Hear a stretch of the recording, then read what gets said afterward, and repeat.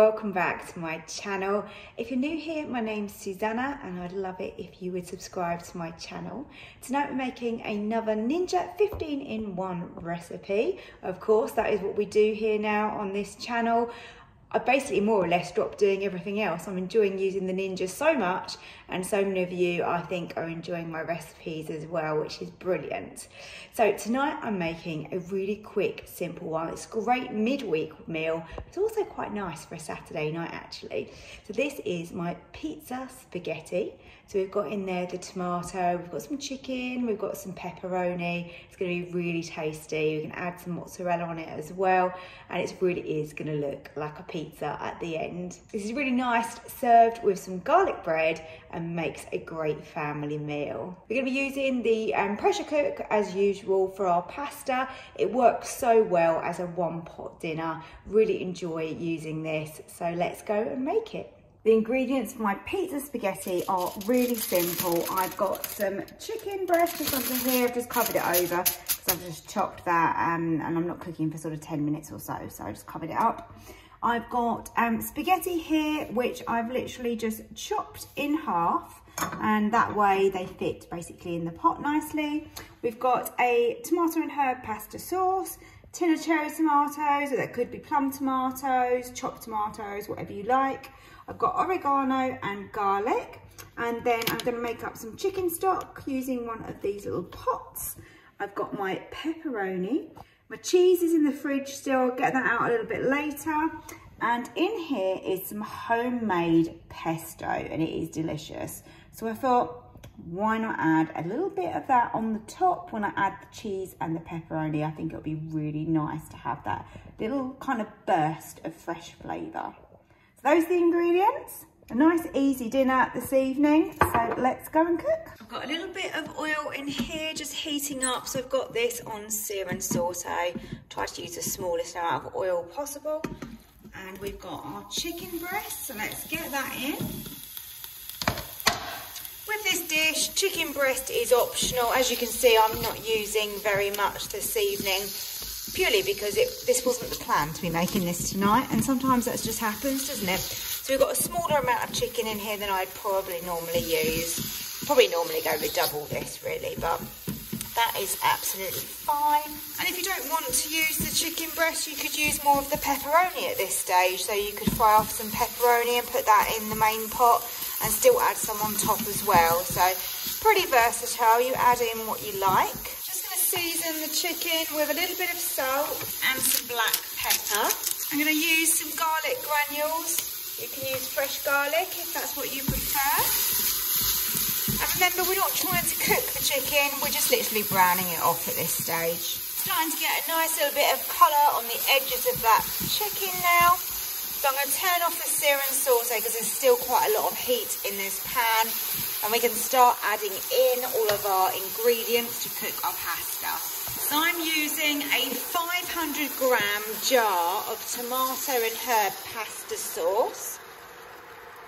I will rinse this out as well because obviously we don't want to waste any of that. I'm just boiling the kettle at the moment, ready for my stock, so I can then rinse that as well at the same time. And then my tin of tomatoes, I chose a tin of cherry tomatoes. Just fancied that extra texture in there, but you can use some chopped ones or some passata. As long as it's the same quantity, then that's all good. Let's give that a little mix. Let's combine those two together, lovely. And then I've got here some dried oregano. When you think of Italian and you think of your pizza and your pasta, I always think of oregano, that goes really well. Obviously you could use basil as well, that's always nice, but fairly generous on the oregano. So I'm using 350 millilitres of boiling water. The majority of that is being made into stock, and I've just used that little bit in there. Just trying to dissolve that the best I can. Meanwhile, let's layer up our spaghetti and then we can add the stock on the top. So what I'm going to do is go this way with my spaghetti and then put some going this way.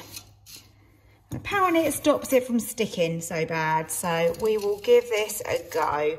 We've got it in different directions. It makes sense, doesn't it, that it's not going to stick so bad.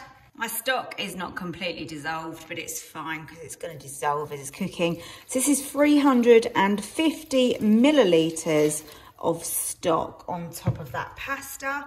Now, all I'm going to do is just press that pasta down into that sauce and stock that we've got below. This is what I did on another recipe and it worked absolutely perfectly. Stops any kind of sticking on the bottom of the pot by having the pasta at the top like this. Right, so lid down. Make sure that your vent up here is sealed, which mine is. Switch over to your pressure cook. We definitely want to do this on high and we want a quick release because we don't want that pasta to overcook. I think with spaghetti, I normally go 5 or 6 minutes. I'm actually going to try 6 today because I did 5 last time and it was pretty good. Let's try 6, see if it's just a bit overcooked or if it's just right, then great. So we have to try these things as we go along. So let's press start. This pesto is so good. I'm going to upload the recipe separate so you can see that. And I think it's well worth making. So fast, so quick and easy. And to be honest, I just used up things that were going off. So my basil was looking a bit ropey, my lemon was as well. And it's created the most wonderful thing ever. And I'm going to be using this on a pizza as well. This is coming up to pressure pretty quickly because we used that boiling water. I'm just waiting for this to finish now. We've just got sort of 13 seconds on that and then we've got the quick release. I've got everything ready, so I'm going to be adding some cheese. And I'm using this one. I got this in, where was I today? Asda today. And this is a blend of 4 cheeses. It would work perfectly well with some mozzarella on top, but I quite fancy this. Then we're going to add some splodges of our pesto and then the pepperoni. Here we go, it won't be long. I've just opened it up and I'm just giving it a stir just to make sure that everything is nicely combined because obviously that pasta was sitting on the top and it looks really good. Not too much liquid, but nice and saucy, which is exactly as we want our pasta. So I've added the cheeses. Now I'm going to grab a little bit of my pesto and just dot around some little splodges like this. There we go. And now to add on all of our pepperoni slices.